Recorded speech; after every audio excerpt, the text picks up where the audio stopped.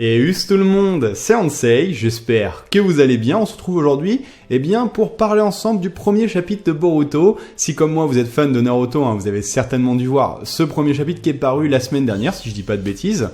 Donc moi c'est vrai que je l'attendais pas spécialement et pourtant quelle hype, surtout le début de chapitre, puisque le reste c'est essentiellement la même trame scénaristique que le film, mais le début de chapitre était splendide et j'avais vraiment envie d'en parler, ça me démange depuis un petit moment, donc j'espère que ça vous plaira, voilà, d'en discuter un petit peu ensemble, de voir un petit peu les théories, tout ça, ce qu'on peut faire comme spéculation sur le chapitre, puisque ça ouvre plein de possibilités et ça fait quand même super plaisir de retrouver un petit peu cet univers. Et la trame a l'air plutôt sympathique, alors que moi honnêtement j'en attendais rien. Alors avant de commencer, je préfère quand même prévenir, pour cette vidéo, vaut mieux quand même avoir vu la fin de Naruto, donc le manga, si vous avez vu la fin, sinon je risque de vous spoil. Et accessoirement le film Boruto, ce serait pas mal aussi, pour éviter d'être spoil, parce que la trame scénaristique de ce chapitre, c'est exactement le film Boruto. Alors, le chapitre 1, je pourrais pas vous montrer grand chose du chapitre 1 à cause des droits d'auteur, tout ça, mais en soi, si vous l'avez vu, vous avez vu, il commence avec une sorte de vision sur le futur, puisqu'on voit un Boruto adulte, et d'ailleurs, je l'ai trouvé très classe, en fait, le Boruto, alors que j'avais pas spécialement accroché au personnage, honnêtement, au début. La nouvelle génération, c'est plus Sarada, en fait, qui m'a bien plu. Moi je trouve que dans Naruto justement il manque un personnage féminin bien écrit, c'était pas trop le fort de l'auteur, donc c'est vrai que Sadara était assez intéressante, et Boruto j'avais un peu de mal, et là c'est vrai que le début de chapitre, là j'ai bien kiffé, donc on voit Boruto avec un nouveau personnage, donc j'espère que je vais pas vous mâcher les noms, il s'appelle Kawaki, donc avec des cheveux blonds et noirs, on sait pas trop qui il est, mais qui a l'air assez puissant, au dire de Boruto. Donc ils s'affrontent sur un pan de roche et sur un visage donc de Hokage à moitié détruit. Alors déjà d'entrée de jeu, ce Kawaki balance à Boruto, tu vas bientôt rejoindre le Nanadaime. Donc le Nanadaime, pour rappel, c'est le 7e Hokage, si je dis pas de bêtises, et c'est donc Naruto.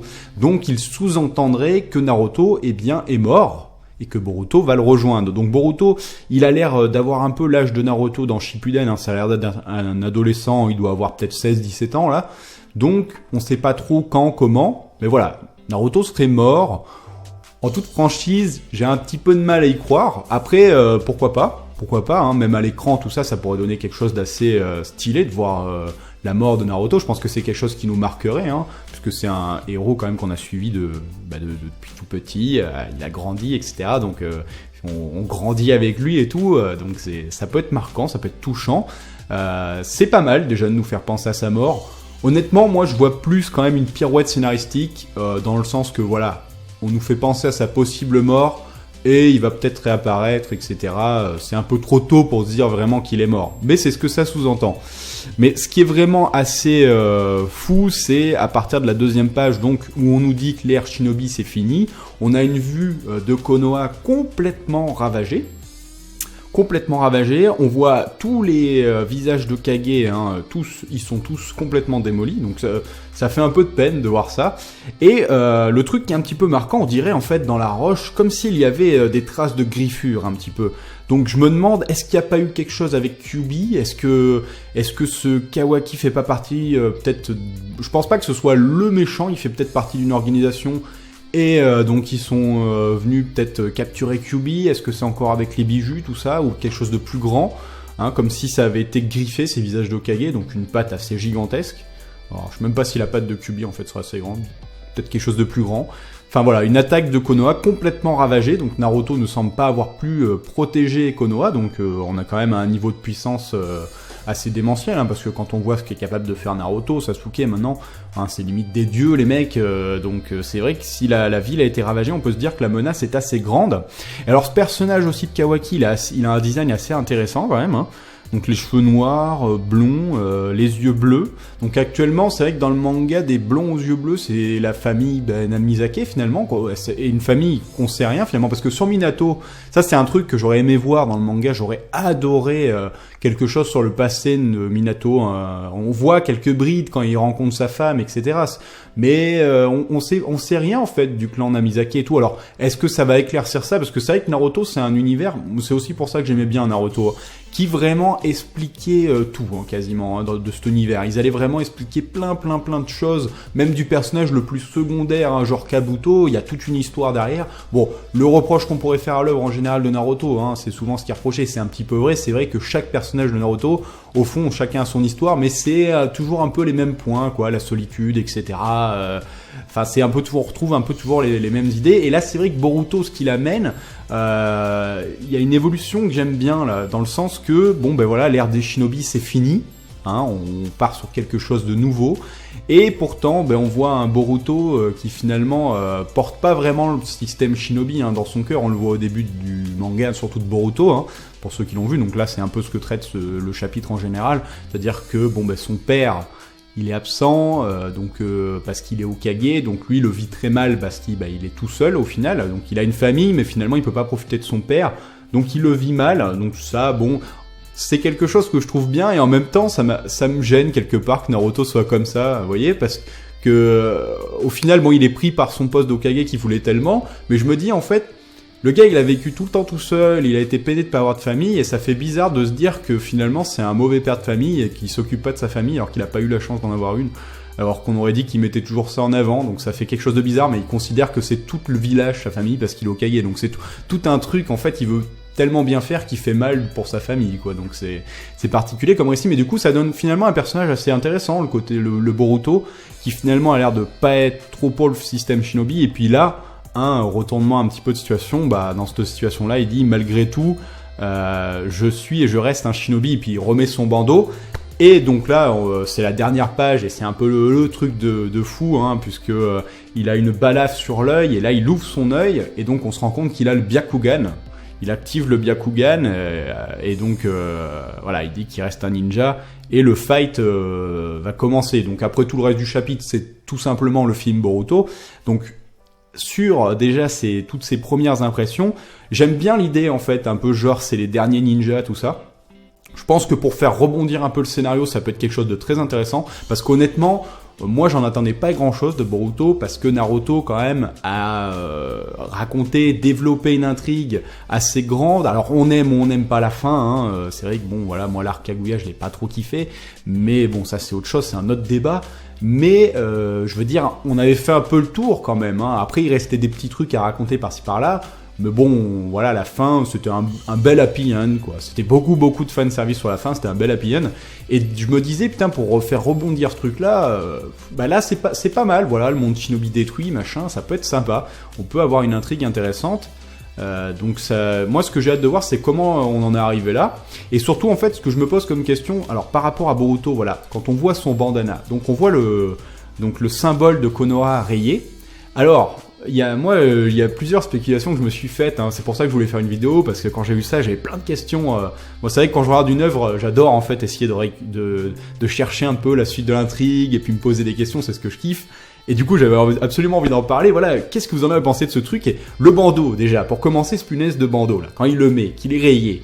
Est-ce que vous pensez que c'est lui qui l'a rayé? Donc genre que c'est un shinobi renégat, donc qui se serait barré. Donc est-ce qu'en plus Boruto est pas un petit peu la cause de la destruction de Konoha, hein? Est-ce qu'il en est pas un petit peu la cause, peut-être? Parce que ça peut être quelque chose au niveau du scénar, un Boruto rebelle. Imaginez la réaction de Naruto, tout ça, tout ce qui a bien pu se passer pour que Boruto se barre. Ça pourrait être... au niveau du scénar, je trouve ça assez énorme quand même, le fils rebelle qui se casse et tout. Je trouve ça pas mal, je trouve que c'est une bonne idée. Après, je me posais la question, est-ce que cette rayure sur son bandeau, est-ce que c'est pas le bandeau de Sasuke en fait, de son sensei, puisque pour rappel, un peu à l'image de Jiraiya pour Naruto, d'Orochimaru pour Sasuke, etc., les seinen légendaires, Boruto, donc son sensei principal, hein, c'est Konohamaru, mais il a été s'entraîner auprès de Sasuke, il veut devenir l'élève de Sasuke. Donc en plus on a un croisement, ce personnage de Boruto, qui lui veut plus devenir un peu comme un Sasuke. Donc Sasuke, moi je le compare un peu à Hanzo.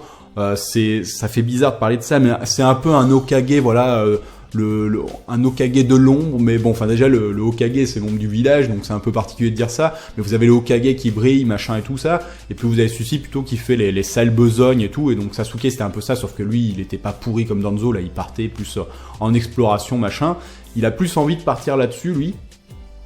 Boruto, donc ça donne un truc intéressant. On voit déjà qu'il utilise une épée, tout ça. On sait pas si c'est l'épée justement de Sasuke, donc ça peut être sympa. Même la veste et tout, enfin la cape qu'il a un peu à la Sasuke. Est-ce que c'est pas des trucs qu'il a hérité de son sensei? Est-ce que Sasuke est pas mort finalement, hein? On a peut-être on aura peut-être un sacrifice de Sasuke pour sauver Naruto ou quoi. Ça peut être aussi une bonne manière de se racheter du personnage. Enfin, ça peut être des trucs intéressants. Et donc, voilà, c'est soit ça, c'est soit le bandana, je me dis, de son sensei, soit c'est lui qui est un ninja rebelle. Donc en plus, on voit qu'il a une rayure au niveau de l'œil, donc qui correspond, donc il aurait perdu son œil. Alors, les yeux, c'est vrai que tous ces trucs-là, c'est assez complexe, hein, dans Naruto, les héritages au niveau des jutsu, vous savez, le Sharingan, Byakugan, c'est des trucs qui sont génétiques, qui restent dans la famille, machin. Donc théoriquement, vu que Boruto, c'est le fils de Hinata, donc une Hyuga qui a le Byakugan, et Naruto, théoriquement, il peut avoir le Byakugan. Ce que je me suis toujours demandé, c'est le Byakugan, j'avais l'impression, à la différence du Sharingan, on aurait dit que c'était quand même quelque chose vraiment à la naissance. Donc je sais pas si vraiment Boruto activera le Byakugan. Sa sœur, c'est sûr, hein, on l'a même vu dans un chapitre spécial, elle l'a, hein, puis même elle a les yeux un peu plus blancs, donc on s'en doute. Mais Boruto me semblait pas avoir le Byakugan. Du coup, quelque chose me fait dire que en fait cet œil, enfin voilà, on voit la cicatrice qui correspond en plus avec le bandana. On peut supposer qu'il a perdu son œil un peu à l'image de Kakashi. Et donc du coup, je me demande si l'œil qu'il a, c'est pas plutôt en fait l'œil de sa sœur. Alors j'ai peur de dire une connerie, je crois que sa sœur elle s'appelle Inamari, un truc comme ça, Inamari, je sais plus. Hein. Je suis désolé si je vous défonce le nom. Et ou l'œil de sa mère, peut-être un sacrifice de Hinata. Voilà, il peut se passer des trucs vraiment dramatiques. Donc moi après maintenant j'ai hâte de voir vraiment le gros méchant parce que j'ai du mal à croire que ce soit ce Kawaki là le méchant. Mais bon, pourquoi pas. En tout cas, il a un look assez sympa, mais il fait assez jeune, hein, mais ouais, ça peut être intéressant. Après, je sais pas s'il fait partie du village ou pas, lui. Ou alors, c'est une organisation un peu à la Katsuki, plus host. Ou même, je me demande, voilà, il va pas y avoir des liens avec Orochimaru, parce que Orochimaru, punaise, dans le traitement des personnages, je sais pas ce que vous en avez pensé, mais dans toute l'œuvre, hein, je trouve que le personnage... Bon après c'est particulier ce que je veux dire, je veux pas faire d'amalgame. Je veux dire, pour moi la déception que j'ai eue sur Orochimaru, je trouve que le personnage, le revirement du personnage et tout, même la fin avec le perso, je trouvais ça trop facile, trop simple. J'aurais aimé moi voir à la limite un Orochimaru en boss final ou un truc comme ça, vous voyez. Et je me demande si ça va pas être le cas, si finalement c'est pas un peu lui. Ça va pas être lui en fait, peut-être l'attaque de Konoha, peut-être tout ça, ce revirement, si peut-être il a pas rongé son frein tout ce temps parce qu'il a fait genre je suis cool et il a préparé un méga plan. Et pourquoi je pense à ça? À cause des marques qu'ils ont. Les marques par exemple Boruto, Inamori, vous avez vu, ils ont des marques, mais des marques en couleur hein, en plus. Hein. Mais clairement, ça a l'air de fonctionner comme la marque maudite de Orochimaru, parce que vous voyez, ils ont sur le bras, ils ont tous des seins, et puis quand Boruto il active son Byakugan, on voit la marque comme ça qui suit et qui remonte et qui fait toute sa cicatrice comme ça. Donc une marque peut-être un peu plus localisée, mais avec le chakra. En tout cas, ils ont l'air de toujours utiliser les jutsu et de pas partir sur cette connerie là de... c'est ce que ça raconte Boruto là, avec cette nouvelle technologie là, machin, qui met les jutsu comme ça. Alors ça par contre, j'ai pas aimé ce truc là, mais bon, en même temps c'est ça, hein, l'idée c'était un peu ça aussi dans Boruto, c'était l'avancée technologique, elle fait ce que les shinobi ne servent plus à rien en gros. Et je pense que en plus... Ça, le manga va certainement peut-être traiter de ça. Hein. C'est peut-être ça d'ailleurs la trame scénaristique. C'est peut-être les pays qui ont la technologie maintenant. Et du coup, les shinobi leur servent plus à rien et ils veulent les détruire. On a peut-être un truc un peu comme ça. À l'image d'ailleurs, si vous connaissez le film Shinobi, un film qui est génial, hein, je vous le conseille vraiment, qui traite un petit peu de ça en fait. Donc c'est un film un peu, on va dire, fantastique quand même, un petit peu, parce qu'ils ont aussi des pouvoirs, les shinobi, tout ça là-dedans. Mais c'est un peu ça, quoi. C'est le shogunat qui a plus besoin des shinobi, et donc qui les font s'entretuer et qui cherchent à les anéantir. Ça se trouve, on va partir sur un truc comme ça dans le scénario. Donc en tout cas, niveau scénar, très intéressant tout ça. J'ai adoré le début, comme tout le monde. Bon après, forcément, la hype redescend, parce que quand on voit que toute l'histoire qu'il y a derrière, les 40 pages de derrière, les 47 pages, c'est le film. Si vous avez déjà vu le film, c'est pas intéressant. Hein. Je les ai matés parce qu'il y a 2-3 passages qui sont légèrement différents, mais c'est pas très intéressant. Comme tout le monde, je savais pas que l'auteur le dessin c'était pas le même. On s'en rend vite compte. Donc là, j'ai regardé, c'est Mikio Ikemoto. je crois, ça se prononce comme ça. Donc c'est un assistant de Masashi Kishimoto, donc l'auteur de Naruto. Donc c'est un assistant, etc. Donc il a un style qui se rapproche, mais quand même différent. Ce qui fait que c'est vrai que quand on a suivi quasiment 75 tomes avec un style précis de dessin, on s'est habitué dessus. Waouh, ça fait super bizarre. Alors autant les premières pages, on le ressent pas. Autant les autres pages, moi je l'ai ressenti sur les cheveux, en fait, sur les coupes de cheveux. Vous savez, genre Sasuke ou même Hinata, il y a des personnages, ils ont un design très différent d'avant, mais ça va, ça se regarde, c'est pas quelque chose qui m'a trop dérangé, ça m'a juste fait bizarre en fait. Ça m'a un poil gêné, mais ça m'a pas empêché de savourer quand même les pages. Mais bon, moi ce que je veux voir de toute façon, c'est quelque chose de nouveau, tout ça. Donc je pense que le prochain chapitre, alors apparemment on aura un chapitre par mois, apparemment, selon les infos qu'il y a sur internet.